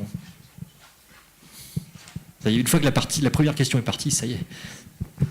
Je reviens tout à l'heure, un des intervenants a eu l'impression de dire un gros mot par rapport au stationnement gratuit. Alors moi, je suis un fervent défenseur depuis toujours. Le domaine public, pour moi, est inaliénable et le stationnement en ville ou ailleurs, doit être gratuit. Aujourd'hui, le débat, est plus large que le stationnement. C'est les transports, en commun à des prix, on va dire, abordables, c'est-à-dire gratuits pour un certain nombre de personnes. Je sais qu'il y a des exemples très intéressants à Dunkerque, à Valenciennes. Donc j'espère que l'agglo, malheureusement, Alain Ouacheux est parti, mais on lui en dira un mot, mais j'espère qu'à un moment donné, toute la gratuité, peut-être pas, mais des efforts envers, les étudiants, les personnes âgées, les demandeurs d'emploi, enfin on peut en citer. Je pense que pour les centres-villes, alors je suis breuésien, je le dis pour monsieur le maire que je ne connais pas encore bien, mais je suis breuésien, donc j'ai vu l'évolution de Breué, même si je suis parti longtemps pour des raisons professionnelles. Maintenant, je suis revenu sur Breué. Et je dis toujours, quand je suis à l'extérieur, Breué est une ville où le stationnement est gratuit. Lens, malheureusement, longtemps j'allais à Lens parce que c'était gratuit, maintenant ils ont fait payant, donc j'y vais plus. Donc Breué reste, effectivement, il y a la zone bleue, il y a les contraintes de la zone bleue, mais enfin pour la plupart des activités qu'on fait en centre-ville, je pense qu'1h30, c'est largement suffisant. Après, se pose le problème des gens qui travaillent en centre-ville, c'est plus le problème de monsieur le maire de Béthune. Les gens qui viennent travailler toute la journée en centre-ville de Béthune, et effectivement, qui disposent soit de la place du Général de Gaulle, j'ai été béthunois pendant une quinzaine d'années, soit de la place Foch, moi je suis allé à la place Foch, parce que je sais que on a du mal à trouver, mais qu'on va trouver et que c'est gratuit. Donc moi, j'y reviens sur cette question. Pour les centres-villes, la gratuité du stationnement, la gratuité, voire, un tarif très abordable pour les transports en commun, ça me paraît primordial. Alors, oui, je pense c'est des questions qu'il faut poser. Après, ça dépend aussi beaucoup des échelles de ville par rapport à cette question du paiement du stationnement. Ensuite, c'est aussi beaucoup la question de la contrepartie. Quand on paye quelque chose, on veut avoir une contrepartie. Donc la question de la contrepartie, c'est est-ce que si je paye, j'ai un parking plus confortable, mieux connecté aux espaces commerciaux? C'est-à-dire, c'est toute la notion de service qui sera apportée en contrepartie du prix. Je pense que c'est là-dessus qu'il faut travailler.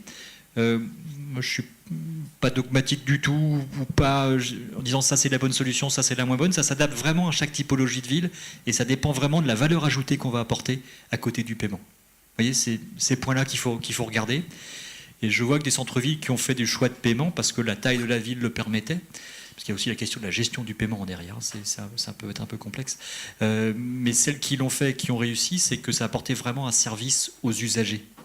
Repartons des usages, des freins, et ce pourquoi on est prêt à payer, et ce pourquoi on n'est pas prêt à payer, en fait. Je pense que la question se pose beaucoup comme ça. C'est vrai que mettre un stationnement payant dans un centre-ville qui serait dégradé, comme je vois ailleurs en France, j'ai quelques exemples à l'esprit, ça peut ne pas marcher. Parce que l'offre, l'attractivité n'est pas suffisante. Mais c'est un sujet qu'on abordera, oui. Un mot sur la gratuité des transports. Bon, je précise tout de suite que je ne suis pas élu au syndicat mixte des transports, donc je ne suis pas partie prenante à la question. Mais je prends rarement le bus, mais mes enfants le prennent régulièrement. Je pense que pour les jeunes et que pour les retraités, pour le SMT, ça doit être 5 euros par mois, si je ne me trompe. Et pour les salariés, je crois que c'est 28 euros, mais avec la participation de l'employeur. Voilà. Donc ça reste quand même modique.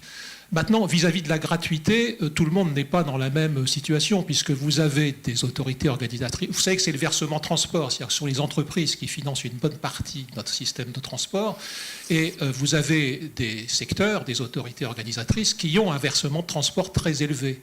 Donc l'effort à faire pour atteindre la gratuité est relativement minime.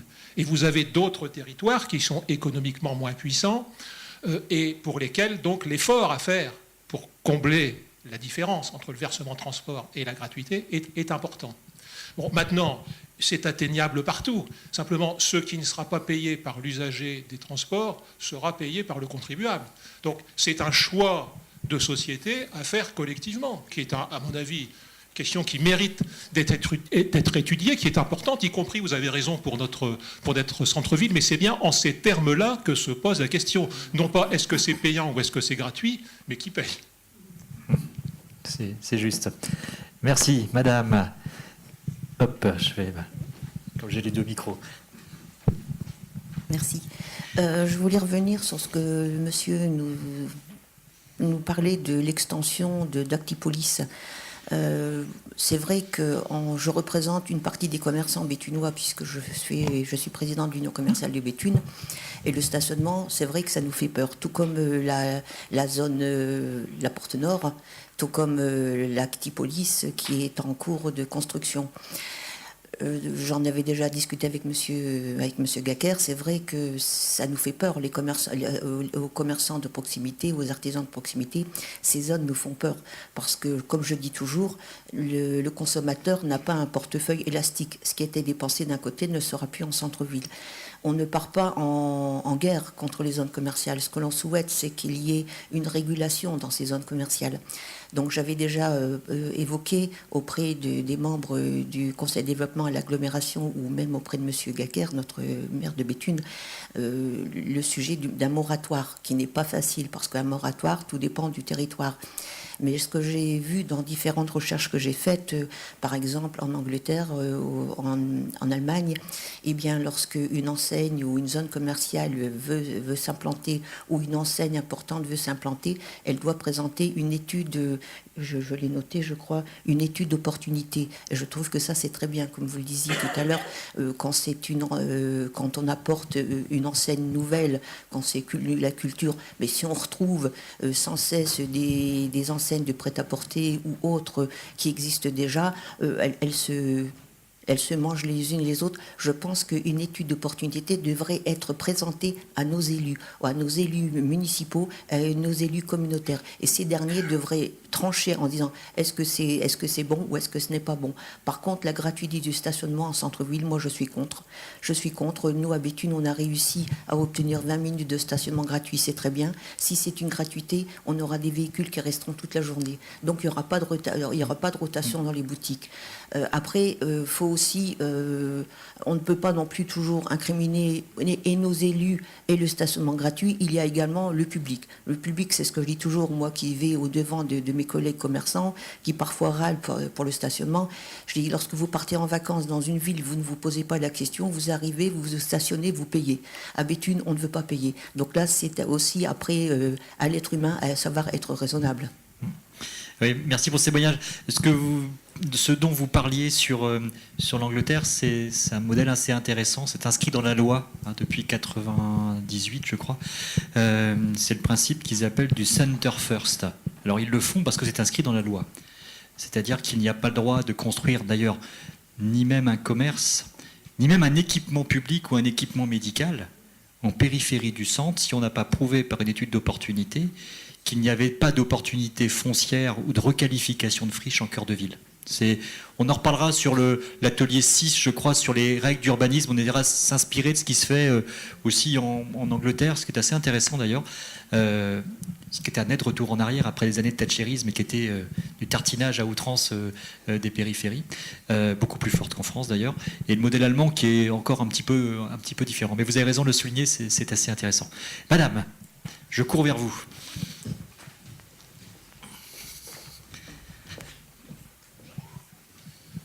Je vous remercie. Je voudrais faire 3 remarques. Monsieur Lestou, vous parliez tout à l'heure, est-ce qu'il faudra remettre ces zones commerciales, les recomposer sur elles-mêmes, les rendre plus attractives, ou en faire d'autres?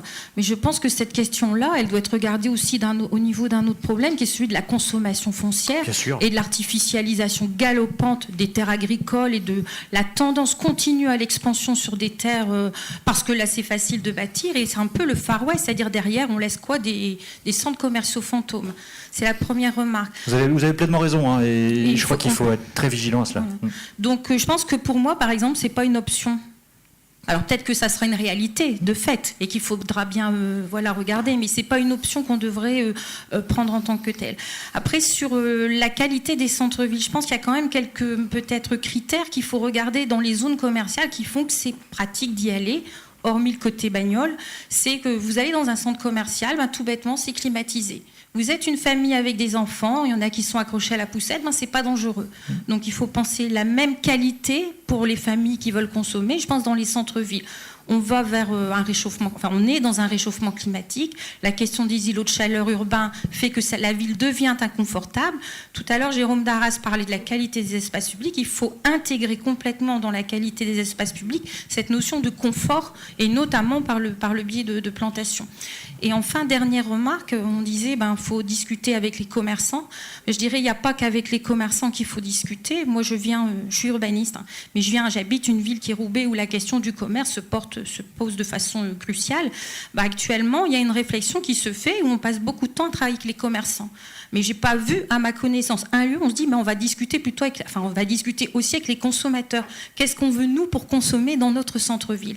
Donc je pense que donner une parole et aller loin dans la compréhension des motivations des consommateurs, c'est quelque chose, il faut vraiment pas l'oublier dans les démarches et pas être que dans un face-à-face avec les commerçants qui ont des idées, je pense, qui sont souvent héritées des modes anciens. Voilà, ça ne veut pas dire que il n'y a pas des évolutions, que d'autres ne portent pas des idées, mais je voulais porter ces éléments-là à votre Ouais, je pense que c'est très intéressant. Je pense que ça nourrira nos débats dans les prochains ateliers aussi. Nous, on pratique beaucoup au sein de l'agence des questions de placemaking, c'est-à-dire comment on redonne à l'usager la parole et même le geste pour recomposer le centre-ville. La question de la théâtralisation végétale et du végétal, ça me semble un truc important. Je crois qu'en France, on aménage en faisant d'aménagement dur, fait pour durer longtemps, minéral, mais la question du végétal, on ne l'intègre pas beaucoup. Ça, c'est une notion importante. Et l'autre point, vous parliez des enfants, c'est un sujet sur lequel on travaillera sur l'atelier, sur les centres-villes, parce que moi, il y a un truc qu'on a oublié de traiter, à mon sens, dans tous les centres-villes, c'est la question de la place de l'enfant. Et l'enfant est quand même un prescripteur. Donc il n'y a pas que le ludique, il y a la déambulation, il y a plein de sujets à traiter, et ça peut être assez riche. On a travaillé il y a quelques années sur le centre-ville de Pau, par exemple, où tout le fil rouge de l'aménagement a été la question de la place de l'enfant. Depuis, la place de stationnement famille dans le parking. Ouais, comment sortir une poussette quand vous avez des places qui sont extrêmement étroites? Peut-être pas évident, hein. Ou sortir les enfants du siège auto. Donc vous avez raison, je pense que ça c'est vraiment repartir des usages, et sur les ateliers centre-ville on sera dans ce sujet-là, tout à fait. Merci pour ce témoignage en tout cas. Y a-t-il une dernière question avant que l'on conclue? Eh bien, merci. Alors, pour conclure, merci messieurs de vos témoignages. Pour conclure, juste et pour se projeter sur les prochaines étapes, j'avais une télécommande tout à l'heure pour faire marcher tout ça. Je ne sais plus ce que j'en ai fait. Je vais faire ça. Pardon, merci. À la main, juste pour aller sur les axes de travail pour demain. Donc là, on est dans la plénière de lancement du cycle. De réflexion sur cette question du commerce et de la ville, du commerce et des territoires. On aura le prochain atelier Donc un format atelier, on sera moins dans un temps long de présentation, mais plus de l'échange, de la co-construction, etc., comme on vient de l'évoquer. Le premier atelier, ça sera le mercredi 17 octobre, je ne me trompe pas, 17 octobre, sur le commerce de demain en centre-ville. Donc là, on sera vraiment sur les nouvelles formes de commerce. On parlera de la livraison à domicile, on parlera du click and collect, on parlera du web to store et du store to web, comment tout ça peut fonctionner aussi. Et puis on parlera d'innovation beaucoup dans les concepts commerciaux. L'atelier 2, le mardi 6 novembre, le centre-ville à 360 degrés, on reprendra la matrice des 4 fonctions, on verra justement comment on peut travailler, là encore, sur des exemples, sur des méthodes, sur la question de l'habitat, du service, etc. Réinventons les zones commerciales, un sujet essentiel et important. On sera au mois de décembre. Pour l'année prochaine, l'atelier 4, l'innovation de services pour booster le commerce. Donc là, vraiment, comment le commerce devient serviciel. On va essayer de repenser tout ça. Ça nécessitera automatiquement de repenser aussi le rôle des unions commerciales. Tout à l'heure, vous parliez d'office municipal du commerce. Ça me semble être ou d'office du commerce, ou d'office du commerce et du tourisme. Il y a plein de trucs comme ça. Il va falloir aussi faire évoluer les structures pour pouvoir porter ce sujet. Les nouveaux défis du commerce rural. Donc là, on sera très spécifique vraiment à la question de comment on fait du commerce dans des communes de moins de 2000 habitants. C'est quoi le service qu'on peut faire tenir? Faire tenir pour le service à la population, mais faire en sorte que le commerçant qui tient ce service puisse en vivre aussi. C'est une vraie question. Je rappelle que quand même, la plupart des commerçants qui travaillent sur des communes de moins de 2000 habitants gagnent moins de 800 € par mois. Donc on est sur des enjeux importants. Et puis l'atelier 6, une fois qu'on a regardé comment tout ça peut évoluer, eh bien comment les documents d'urbanisme, comment le SCOT, comment le PLUI, comment le PLU peuvent être les catalyseurs finalement de ce nouveau modèle commercial. Donc comment on organise, comment on répartit entre espace ancien, espace nouveau, comment on diminue la consommation foncière, le cas échéant. Donc voilà un peu la suite de nos réflexions. Et puis je serai ravi de vous y retrouver dans ces 6 dates qui viendront. Et il y aura une plénière de clôture qui se déroulera donc, en avril, mais on y reviendra en temps voulu. Merci à vous, bonne soirée, puis à très bientôt alors.